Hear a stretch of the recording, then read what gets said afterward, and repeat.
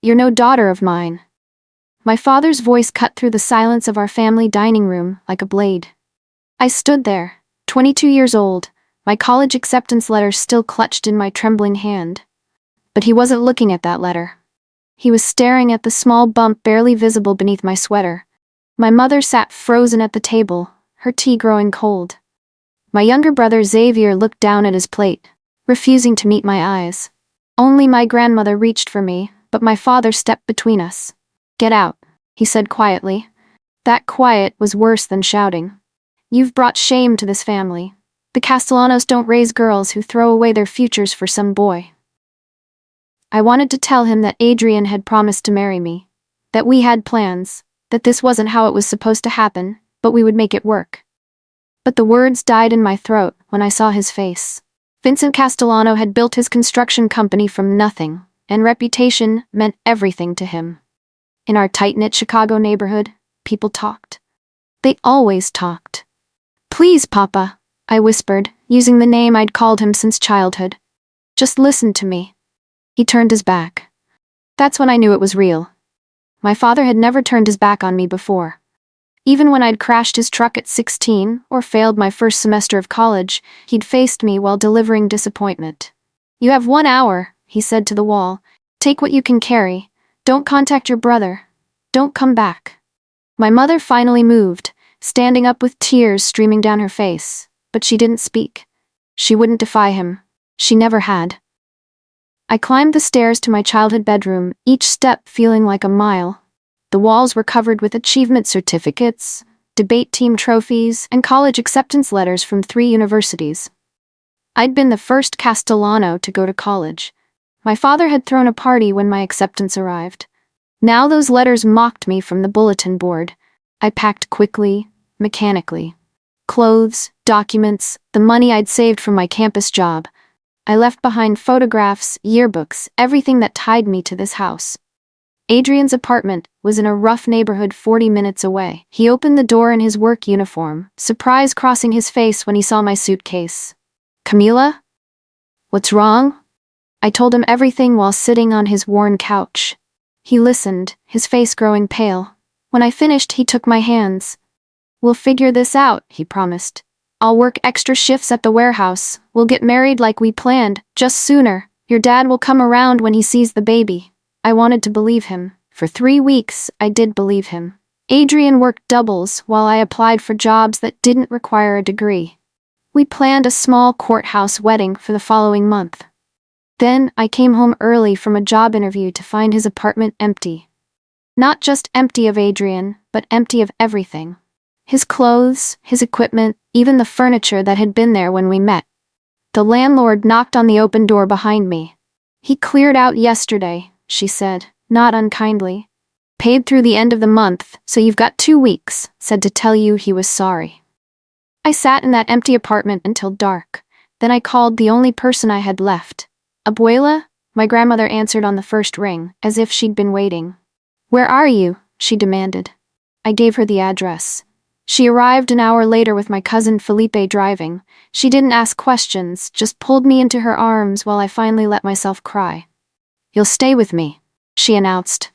"Your father can disapprove all he wants, but this is my house and my decision."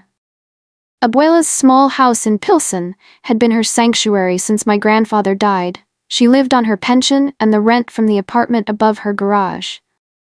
That apartment became my home. It was small, barely 400 square feet, but it was mine. Abuela brought me groceries every week, refused my offers to pay rent, and sat with me during doctor appointments my father should have attended. "He'll regret this," she told me one night, her weathered hands resting on my growing belly. "Vincent is stubborn, but he's not heartless. When he meets this baby, everything will change." I wanted to believe her. For 8 months, I hoped he would call, that he'd show up at Abuela's door asking to talk, that he'd be at the hospital when my daughter was born. He wasn't. Only Abuela and Felipe were there when Isabella came into the world at 3 in the morning, tiny and perfect, and mine. I held her in the hospital room and made a promise. "I will never let anyone make you feel unwanted," I whispered. "I will build something so strong that no one can ever take it away from us." I meant it. but I had no idea how I would keep that promise. I was 23, living in my grandmother's garage apartment with no degree and a newborn daughter. The money I'd saved was almost gone. I needed work, but childcare cost more than most entry-level jobs paid. Then Abuela introduced me to Yolanda Chen, her neighbor, who ran a small cleaning company. Yolanda needed help and offered something precious. I could bring Isabella to work. For 2 years, I cleaned offices with Isabella strapped to my chest, then toddling beside me. Yolanda taught me everything about running a business while I scrubbed floors and emptied trash cans. She showed me her client contracts, explained profit margins, and let me handle scheduling when her arthritis flared up. "You're smart, Camila," she told me one evening while we locked up an office building. "Too smart to clean toilets forever. You should start your own company." The idea took root. I started taking online business classes during Isabella's naps, using the library's computers when mine died. I saved every extra dollar. When Isabella turned 3 and qualified for preschool, I made my move. Castellano Property Services, launched with one client. A small medical office that Yolanda passed to me when she retired. I named it after my family, the family that had disowned me. Some people thought that was bitter. I thought of it as a promise. I would make that name mean something again, on my own terms. The first year almost broke me. I underbid contracts trying to compete with established companies. Equipment broke down. Clients paid late, or not at all. Isabella got sick, and I had no backup childcare. There were nights I sat at Abuela's kitchen table with bills spread out, doing math that never added up right. "You need help," Abuela said gently. "Let me call your father." No. The word came out harder than I intended. "I'm doing this alone." But I wasn't alone. Felipe helped me build a website. Yolanda's old clients gave me references. Abuela watched Isabella when emergencies struck, and slowly, painfully, the business grew. By Isabella's 4th birthday, I had 3 employees. By her 5th, we had 12 clients, and a reputation for reliability. I worked 70-hour weeks, bid carefully, and delivered excellence every single time. I wore my nicest clothes to client meetings and kept my hands clean until the contracts were signed. Then I rolled up my sleeves and scrubbed alongside my crew, showing them I'd never ask them to do work I wouldn't do myself. Isabella started kindergarten the same year I landed my first major contract, a new medical complex on the north side. It was the biggest job I'd ever bid, and I'd underbid it slightly, knowing it would open doors. The complex manager, Patrick Wilson, became a mentor.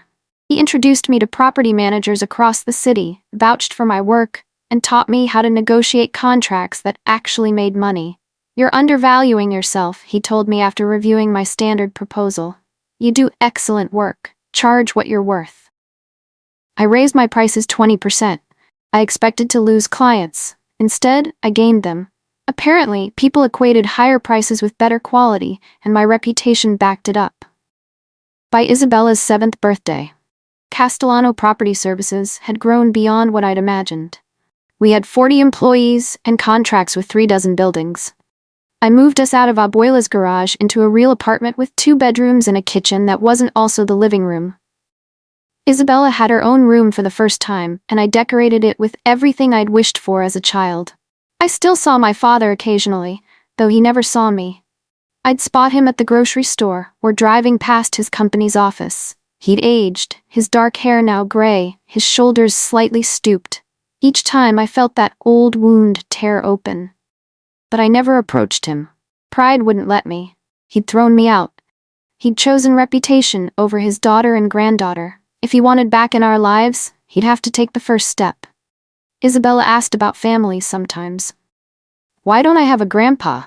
she'd say, seeing other kids with their grandparents.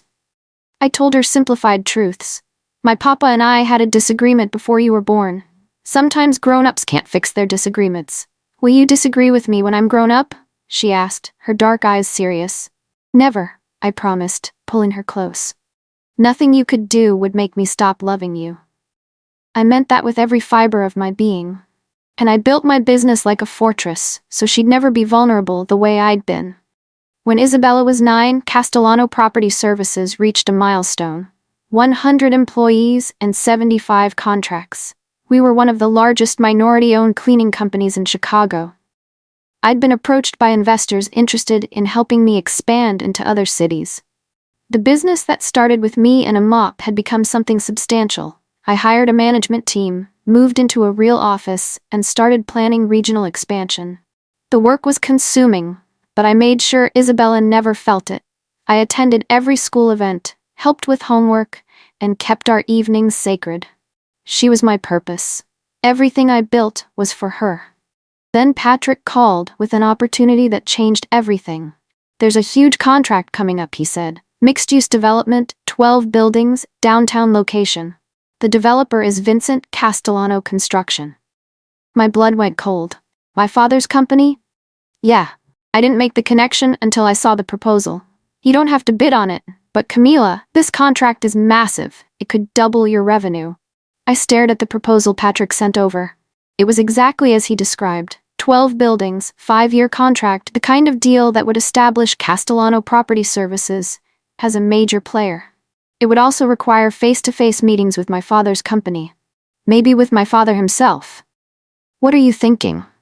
Abuela asked when I brought the proposal to her house that evening. Isabella was playing in the backyard with Felipe's kids, unaware of the decision I faced. "I'm thinking it's been 10 years, I said quietly.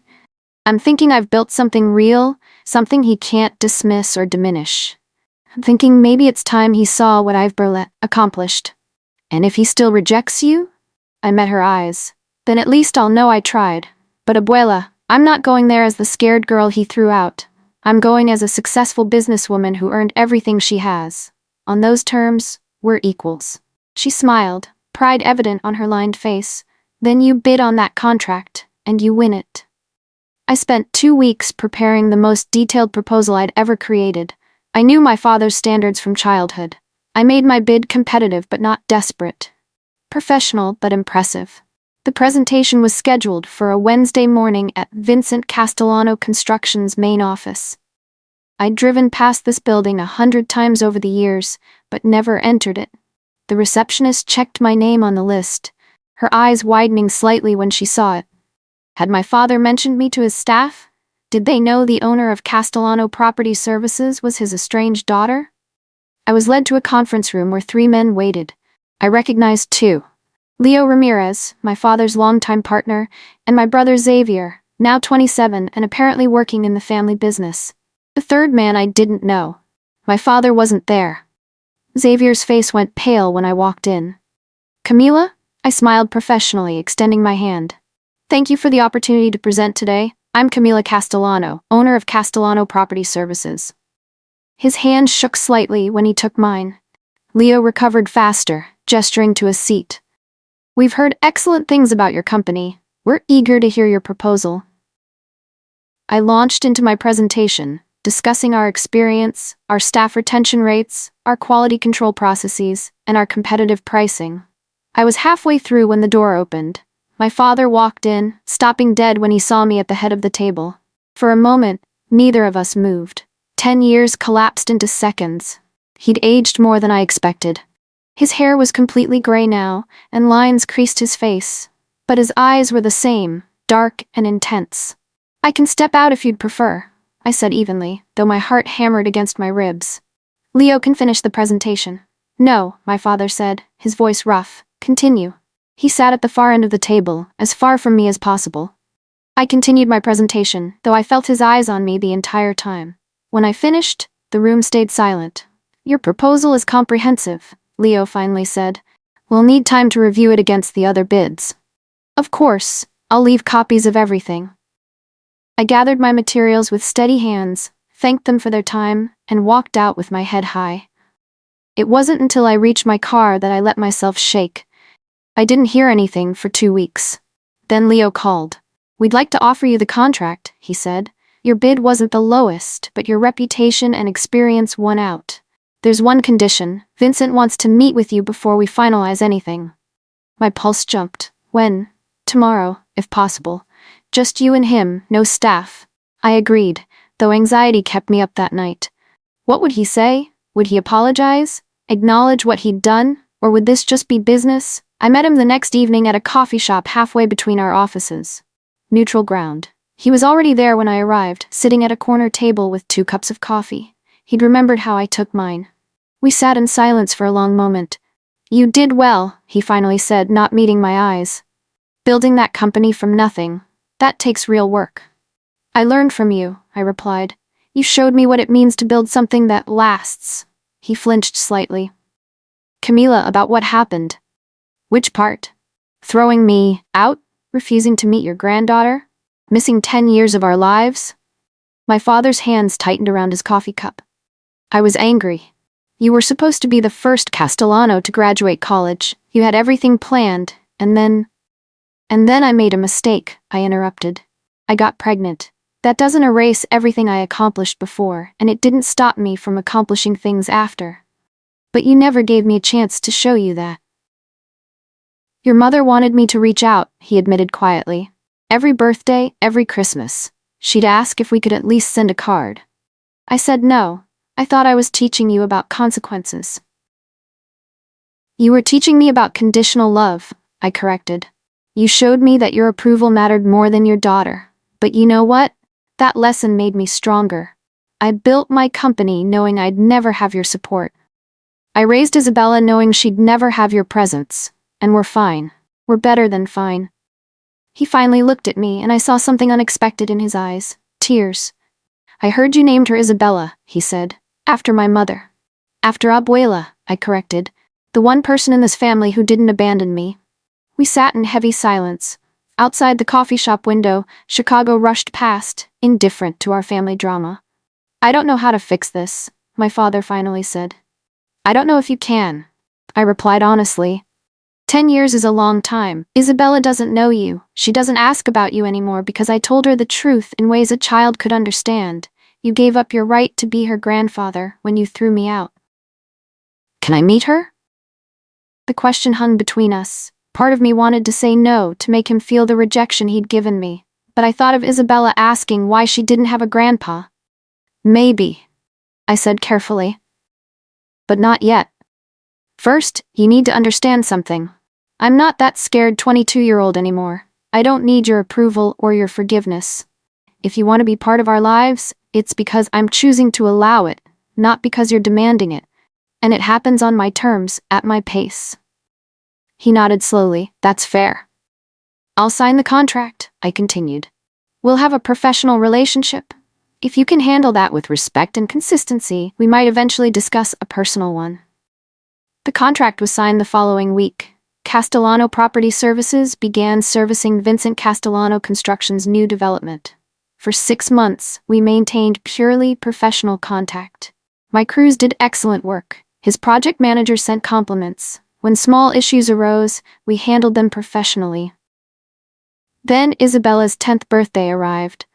I planned a party at our apartment with her friends from school. Abuela came, and Felipe with his family.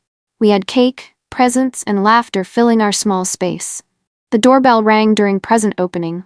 I assumed it was a parent picking up their child early. Instead, I opened the door to find my father standing there, holding a wrapped gift. Isabella looked up from her new bicycle. "Who's that, Mama?" I had a choice to make in that instant. I could turn him away, protect Isabella from potential hurt. Or I could let her make her own choice about her grandfather. "This is my papa," I said quietly. "Your grandfather." Isabella studied him with the directness of children. "Why haven't I met you before?" "That's complicated," I started, but my father knelt down to her level. "Because I made a very big mistake," my father said to Isabella. "I hurt your mama's feelings a long time ago, and I'm trying to make it right, but I understand if you don't want to know me." Isabella looked at me, silently asking permission. I nodded slightly. She turned back to my father. "What's in the box?" "Something I hope you'll like, but you don't have to open it if you don't want to." Isabella, being 10 and curious, took the box. Inside was a dollhouse, handcrafted from wood, with intricate details and tiny furniture. My breath caught. My father had built an identical dollhouse for me when I was 8. "Did you make this?" Isabella asked, running her fingers over the smooth wood. "I did. Building things is what I do for work. Your mama used to help me when she was your age." Isabella looked at me again. "Really?" "Really," I confirmed, memories flooding back. Saturday mornings in my father's workshop, learning to measure and sand, the smell of sawdust and wood stain. "Can you stay for cake?" Isabella asked. The party had gone quiet around us, everyone watching this reunion. I wanted to say no. Part of me wanted to hurt him the way he'd hurt me, make him leave and feel that rejection. But Isabella's hopeful face stopped me. This wasn't about my pain, it was about her choice. "He can stay," I said quietly. My father's eyes filled with tears again. "Thank you." The party resumed, though the adults remained tense. My father sat quietly in the corner, watching Isabella with her friends. When she opened other presents, she kept glancing at the dollhouse, clearly enchanted. After the guests left and Abuela took Isabella to the bathroom to wash up, my father approached me. "She's wonderful," he said, his voice thick. "Smart and kind, just like you were." "Like I still am," I corrected. "I didn't stop being those things when I got pregnant, you just stopped seeing them." "I know that now. Camila, I've spent 10 years regretting what I did. Your mother barely speaks to me anymore. Xavier asks about you constantly, but was afraid to reach out without my permission. I destroyed my family because I cared more about what the neighbors thought than about my own daughter." "Why now?" I asked. "Why show up today after 10 years? "Because I've been watching what you built," he admitted. "When Leo told me who submitted the bid for our contract, I had him investigate your company. I read everything about Castellano Property Services. I drove past your office. I saw what you accomplished. And I realized you did exactly what I taught you. You built something from nothing. You worked harder than everyone else. You earned respect. You did everything I said was important. You did it without my help, even though I should have been the first person supporting you. I'm proud of you, Camila. I should have said that 10 years ago." The words I'd wanted to hear for so long now felt complicated. "Proud of me for succeeding?" I asked. "Or sorry you threw me out?" "Both. Mostly sorry. I threw away 10 years with you and my granddaughter because I was stubborn and proud. I chose my reputation over my family, and that was the worst mistake of my life." Isabella came running back into the room, breaking the tension. "Mama, can Grandpa come back to visit sometime?" The word Grandpa nearly broke me. I looked at my father, seeing hope and fear warring on his face. "Maybe," I told Isabella. "But that depends on whether he keeps his promises." "I'll keep them," my father said immediately. "Whatever you need from me, whatever timeline you set, I'll respect it." We started slowly. My father visited once a month, always asking permission first. He brought Isabella small gifts and listened when she talked about school. He didn't try to buy forgiveness, just to build trust one visit at a time. 3 months in, I let him take Isabella to his workshop. She came back covered in sawdust, glowing with excitement about the birdhouse they'd built together. 6 months in, my mother called me. "Camila?" Her voice broke on my name. "May I see you?" We met at the same coffee shop where I'd met my father. My mother looked older too, her hair gray and her face lined with regret. "I should have stopped him," she said immediately. "When he threw you out, I should have stood up to him. I should have left with you. I was a coward, and I'm sorry." My mother and I talked for 3 hours that day. She told me how my father had forbidden mention of my name, how Xavier had rebelled and argued constantly, how she'd secretly sent money to Abuela to help with Isabella. "I told myself I was keeping the peace," she said, "but really I was just too scared to stand up to him. I chose my marriage over my daughter, and I'll regret that forever." Forgiving my mother was harder than forgiving my father. He'd been openly hostile, but her silence had hurt differently. Still, I saw her genuine remorse. "You can visit Isabella too," I finally said, "but the same rules apply. This happens at my pace, and if either of you hurt her, you're done." "We understand," my mother promised. By Isabella's 11th birthday, my parents were regular presences in her life. Not frequent, but consistent. They attended her school play. My father taught her woodworking. My mother taught her to cook family recipes. Xavier and I rebuilt our relationship too. He apologized for his silence during those years. "I was scared," he admitted. "Scared of disappointing Dad the way you supposedly had. I'm ashamed of that now." "You were 18, I said. "I don't blame you for listening to our father." The business contract with my father's company led to others. Word spread that Vincent Castellano trusted Castellano Property Services, and other construction firms took notice. My company doubled in size over 2 years. I hired a CEO to handle daily operations, allowing me more time with Isabella while maintaining ownership and direction. I'd built exactly what I'd promised my infant daughter. Something so strong, no one could take it away. On Isabella's 12th birthday, I threw a bigger party at Abuela's house. My entire family came, including aunts and uncles who'd slowly reconnected over the past 2 years. My parents brought a gift together. A college fund they'd been contributing to since our reconciliation. "We missed your graduation," my father said as he handed me the paperwork. "We won't miss hers." Isabella hugged them both, then ran off to play with her cousins. Normal family chaos filled Abuela's backyard. My father pulled me aside. "I need to tell you something." His serious tone worried me. "What's wrong?" "Nothing's wrong. I just want you to understand what your success did. When you won that first contract, I finally saw what I'd thrown away. Not just my daughter, but someone with my work ethic, my values, my determination." "You had everything I claimed to care about," my father continued. "You were hardworking, honest, and you built something meaningful. I'd taught you those values, then rejected you for one mistake. I watched you succeed without me, and it destroyed my pride in a way I needed." "I didn't do it to hurt you," I said quietly. "I know. That's what made it worse. You weren't trying to prove anything to me. You were just surviving and building a life for your daughter. You did what good parents do. You sacrificed and worked and loved unconditionally. You were a better parent at 23 than I was at 52. You're doing better now," I acknowledged. "Isabella loves having you in her life. That's what matters. Thank you for giving me this chance. I didn't deserve it." I watched Isabella across the yard, laughing with her cousins, surrounded by family who loved her. She would never know what it felt like to be thrown out or rejected. She would grow up secure, knowing nothing she did could make me stop loving her. That was my victory. Not the business success, though that mattered.